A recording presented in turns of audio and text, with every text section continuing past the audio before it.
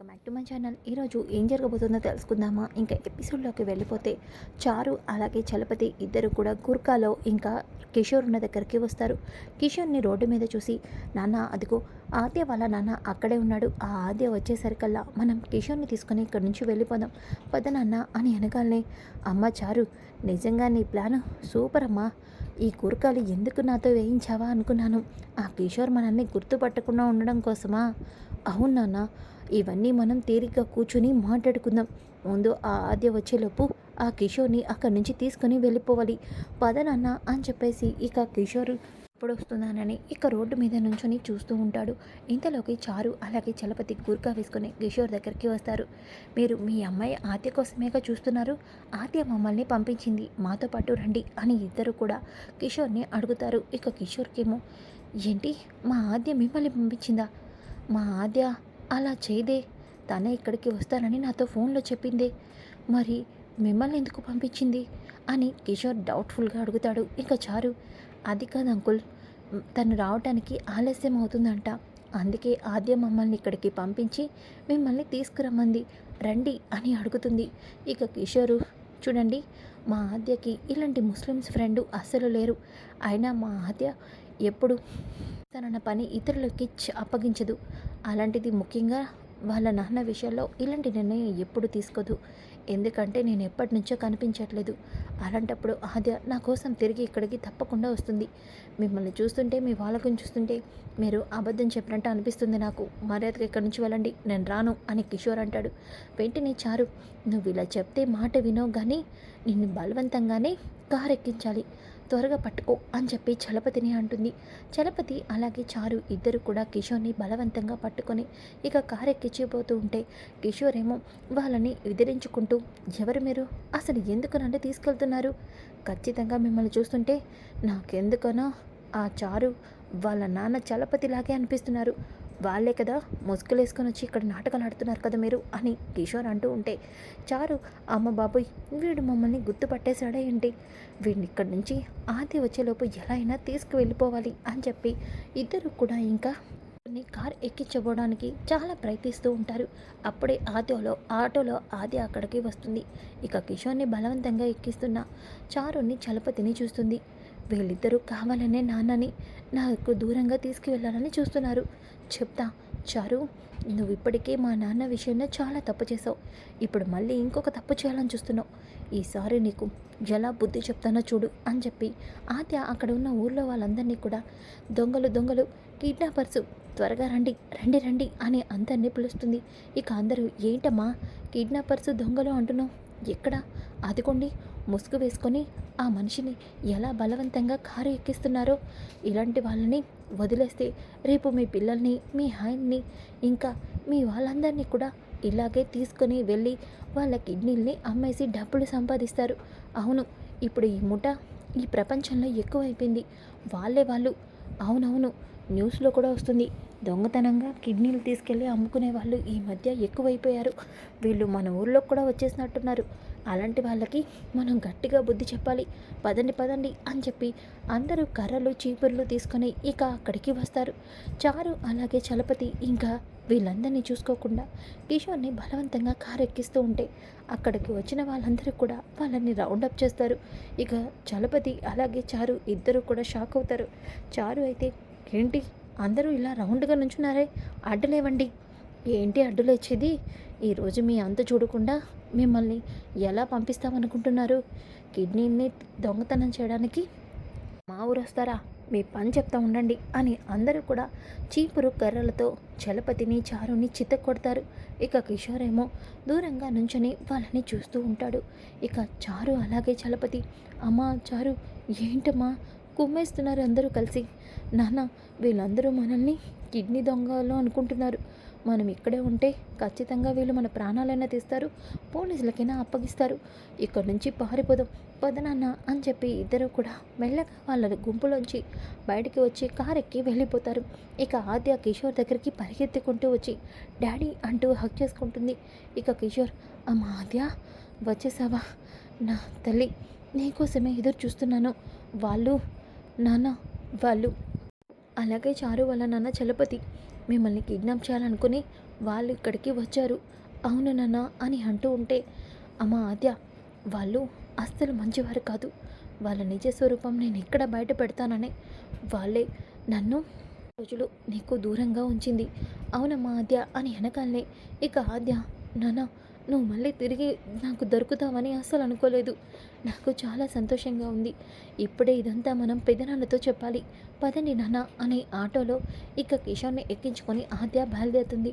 ఇంతలోకి రామలక్ష్మి శౌర్య room అంతా కూడా చూస్తూ చాలా సంతోషంగా, సార్ రూమ్, సార్ ఈ రూమ్లోనే కలిసి ఉండబోతున్నా. అదంతా తలుచుకుంటూనే చాలా సంతోషంగా ఉంది. నేను అస్సలు ఊహించలేదు సార్ని, నాన్న నన్ను ఇద్దరిని కలుపుతారు అని. నిజంగా చాలా ఆనందంగా ఉంది అని రామలక్ష్మి రూమ్ అంతా చూస్తూ ఇక అక్కడే బయట పడేసిన వీణని చూస్తుంది. ఇదేంటి, ఈ గిటారు ఎక్కడ ఉంది?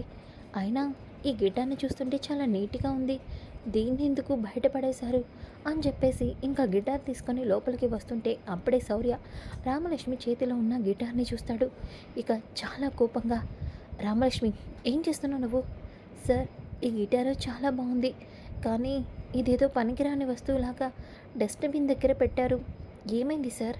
ఈ గిటార్ చాలా బాగుంది కదా, పని కూడా చేస్తుంది కదా అని అంటూ ఉంటే ఇక శౌర్య, రామలక్ష్మి ఇదంతా నీకు అనవసరం.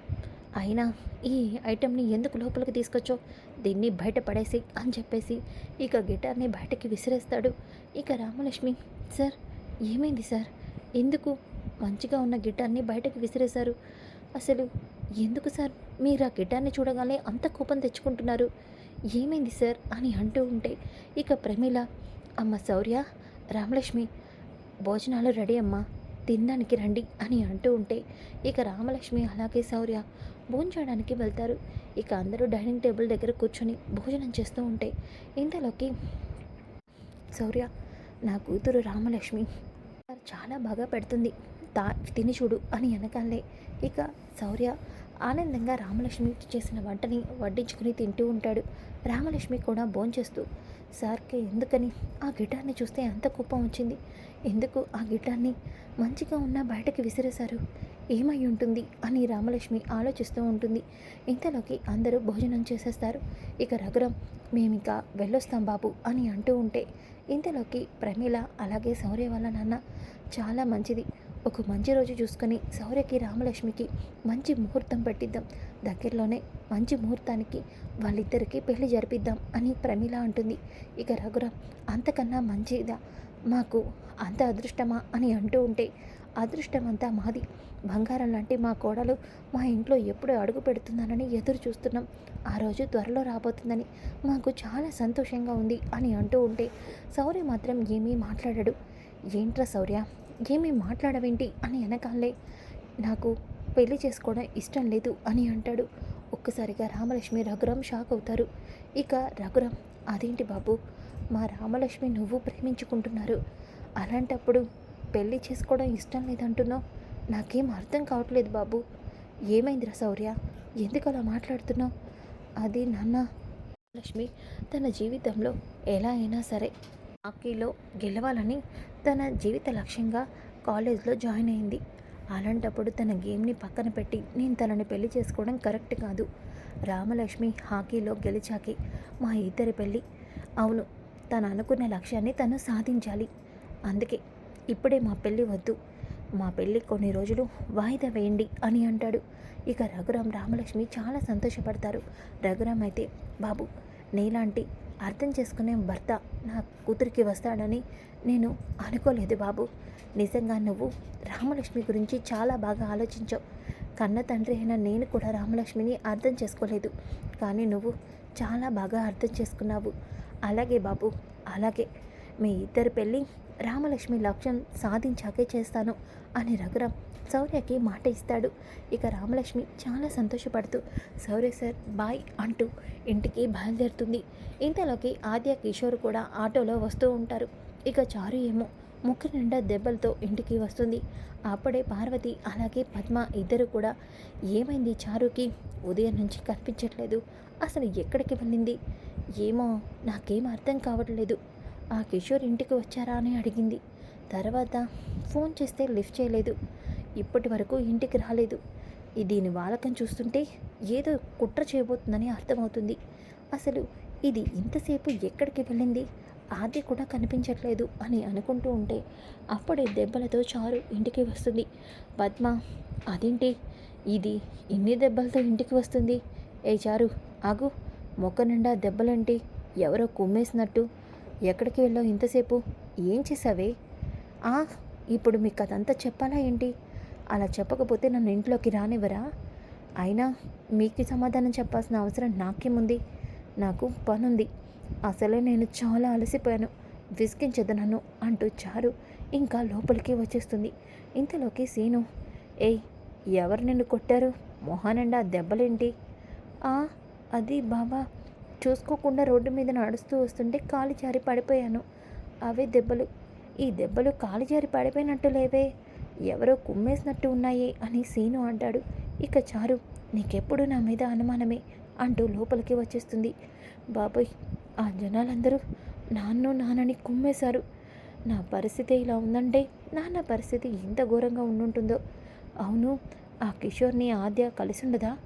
కలిస్తే ఈ టైం కల్లా వచ్చేయాలే. రాలేదంటే ఆ కిషోర్ని ఆద్య కలిసి ఉండదు. అమ్మయ్య, ఎలాగైతేనేమి ఒక సమస్య నుంచి అయితే బయటపడ్డాను అని చారు అనుకుంటుంది. ఇంతలోకి అప్పుడే రఘురామ్ జానకి అంటూ ఉంటారు. అప్పుడే ఆద్య కిషోర్ని తీసుకొని ఇంటికి వస్తుంది. ఒక్కసారిగా ఇంట్లో రఘురామ్ జానకి కిషోర్ని ఆద్యని చూసి షాక్ అవుతారు. కిషోర్ గారు అని రఘురామ్ అనడంతో ఇంట్లో వాళ్ళందరూ కూడా ఒక్కసారిగా కిషోర్ అన్న మాట వినబడి గబగబా హాల్లోకి వచ్చేస్తారు. ఇక అలా హాల్లోకి రావడంతో ఒక్కసారిగా అందరూ కిషోర్ని చూసి షాక్ అయిపోతారు. ఇక ఆద్య అయితే పెదనాన్న, నాన్నని చాలా సంతోషంగా ఉంది అని అంటూ ఉంటే, కిషోర్ గారు, అసలు ఏమైపోయారు మీరు? ఇన్ని రోజులు మీరు కనిపించకపోయేసరికి ఆద్య మీకోసం చాలా బాధపడింది. అసలు మీరెక్కడికి వెళ్ళిపోయారు? ఆ రోజు నగలు తీసుకొని మీరు వెళ్ళిపోయారని అందరూ కూడా మిమ్మల్ని తప్పుగా మాట్లాడారు. కానీ మా నమ్మకం మీ మీద అలాంటి తప్పుడు ఉద్దేశాన్ని కలిగించలేదు. ఎన్ని రోజులు ఎక్కడికి వెళ్ళారు కిషోర్ గారు? ఏమయ్యారు అని రఘురామ్ అంటూ ఉంటే అప్పుడే చారు, ఏమైంది? ఇంట్లో అంతా ఇంత సైలెంట్గా ఉంది, ఎక్కడికి వెళ్ళారు వీళ్ళందరూ అంటూ లోపల నుంచి బయటికి వస్తుంది. కిషోర్ని చూసి ఒక్కసారిగా షాక్ అయిపోతుంది. ఇక రఘురామ్, ఏంటి కిషోర్ గారు మాట్లాడరు అని అంటూ ఉంటే, రఘురామ్ గారు, ఆ రోజు నగల్ని తీసుకొని నేను ఎందుకైనా మంచిదని మారబడి కొట్టులో చెకింగ్ చేయించాను. అలా చెక్ చేశాకే నాకు అసలు విషయం తెలిసింది, ఆ నగలు గిల్టు నగలని. ఇదే విషయం మీకు చెప్పడానికి నగలు తీసుకొని వస్తూ ఉంటే నాకు నిజం తెలిసిపోయిందని చారు వాళ్ళ నాన్న చలపతి కారుతో నన్ను యాక్సిడెంట్ చేయించాడు. అప్పటి నుంచి నేను కోమాలో ఉన్నాను. నన్ను వాళ్ళే ఒక హాస్పిటల్లో ట్రీట్మెంట్ జరిపించారు. మీకెవరికి నన్ను కనిపించకుండా. ఇప్పుడు కూడా నేను కోమా నుంచి బయటకు వచ్చాక చారు అలాగే చలపతి నన్ను కిడ్నాప్ చేయాలని చూశారు. ఇంతలో ఆద్య నన్ను అక్కడికి వచ్చి కాపాడింది. ఇదంతటికీ కారణం ఈ చారు వాళ్ళ నాన్న చలపతినే అని అనగానే ఒక్కసారిగా రఘురామ్ జానకి అందరూ కూడా షాక్ అయిపోతారు. ఇంకా చారు అయితే, ఏంటి మీరు చెప్పేదంతా నిజమని ఎలా నమ్మాలి? అయినా మీరు చెప్పే మాటలు ఎలా నిజమనుకుంటున్నారు? నగలు కొట్టేసి కావాలని ఇదంతా అబద్ధం చెప్తున్నారు. అవును, మీరు చెప్పేది అబద్ధం అని అంటుంది. ఇంతలో ఆద్య, మా నాన్న చెప్పేది అబద్ధం కాదు, నువ్వు చేసేది అబద్ధం, మోసం. అవును పెదనాన్న, ఇదిగోండి చారు మా నాన్నని కిడ్నాప్ చేసి హాస్పిటల్లో జాయిన్ చేయించిన సీసీటీవీ ఫుటేజ్ వీడియో అని చెప్పేసి ఆద్య ఇంకా చారు హాస్పిటల్లో జాయిన్ చేయించిన సీసీటీవీ ఫుటేజ్ వీడియోని రఘురామ్కి చూపిస్తుంది. ఒక్కసారిగా అందరూ షాక్ అవుతారు. పెదనాన్న, నిజంగా చారుని మా నాన్నని కిడ్నాప్ చేయించకపోతే ఆ నగలు గోల్డ్ అయినప్పుడు మా నాన్నని ఎందుకు వాళ్ళు ఎవరికి చెప్పకుండా హాస్పిటల్లో జాయిన్ చేయించి ట్రీట్మెంట్ చేయించాలి? చెప్పండి పెదనాన్న. ఇన్ని రోజులు ఈ విషయం తెలిసాక కూడా చారు ఎందుకు నాటకం ఆడుతుంది? చారు మా నాన్నని అడ్డు పెట్టుకొని నన్ను చాలా బాధ పెట్టింది. అలాగే నన్ను చంపాలని చూసింది. ఆ రోజు నన్ను మంటల్లో తోసేసింది ఎవరో కాదు, చారునే పెదనాన్న. ఈ విషయం మీతో చెప్పడానికి వస్తూ ఉంటే మా నాన్న ఫోటోని నాకు చూపించి ఈ విషయం మీకు చెప్పకుండా నన్ను బెదిరించింది. చారు వాళ్ళ నాన్న మంచి వాళ్ళు కాదు పెదనాన్న అని ఆద్య మొత్తం చారు నిజ స్వరూపాన్ని రఘురామ్ ముందు బయటపెడుతుంది. ఒక్కసారిగా రఘురామ్ చారు అంటూ గట్టిగా అరుస్తాడు. ఇక సీను అయితే, పెదనాన్న మావయ్య, ఇలాంటి రాకేష్కి మీరు శిక్ష విధించేస్తూ నేనే దీనికి శిక్ష విధిస్తాను. దీన్ని ఒక్క క్షణం కూడా నా భార్యగా ఒప్పుకోను. అవును, ఇంత కుట్ర చేసిన దీన్ని ఒక్క క్షణం కూడా ఈ ఇంట్లో ఉంచనివ్వను. ఇప్పుడే దీన్ని బయటకి గెంటేస్తాను. ఎలా గెంటేస్తావు? నేను నీ భార్యని. నా మెడలో ఈ తాళి నువ్వే కట్టావు. లేదు, నీ మెడలో ఈ తాళి కట్టింది అయ్యే, కానీ సీనయ్య ఎప్పుడూ కూడా నిన్ను భార్యగా ఒప్పుకోలేదు అని జానకి అంటుంది. కరెక్ట్గా చెప్పావత్తయ్య. ఈ తాళిని చూసాక రెచ్చిపోతున్నావు అంటూ సీను చారు తాళిని తెంచేస్తాడు. ఇక పద్మ అయితే దేని సంగతి నేను చూసుకుంటాను. ఇంత మోసం చేస్తావా? నువ్వు ఒక్క క్షణం కూడా ఈ ఇంట్లో ఉండడానికి వీల్లేదు. పదవే అంటూ ఇక చారుని పద్మ బయటికి గంటేస్తుంది. సో ఫ్రెండ్స్, కమింగ్ ఎపిసోడ్ చాలా ఇంట్రెస్టింగ్గా ఉంటుంది. Don't miss. ఈ వీడియో నచ్చితే తప్పకుండా లైక్ చేసి షేర్ చేయండి. Thanks for watching. Welcome back to my channel. ఈరోజు ఏం జరగబోతుందో తెలుసుకుందామా? ఇంకా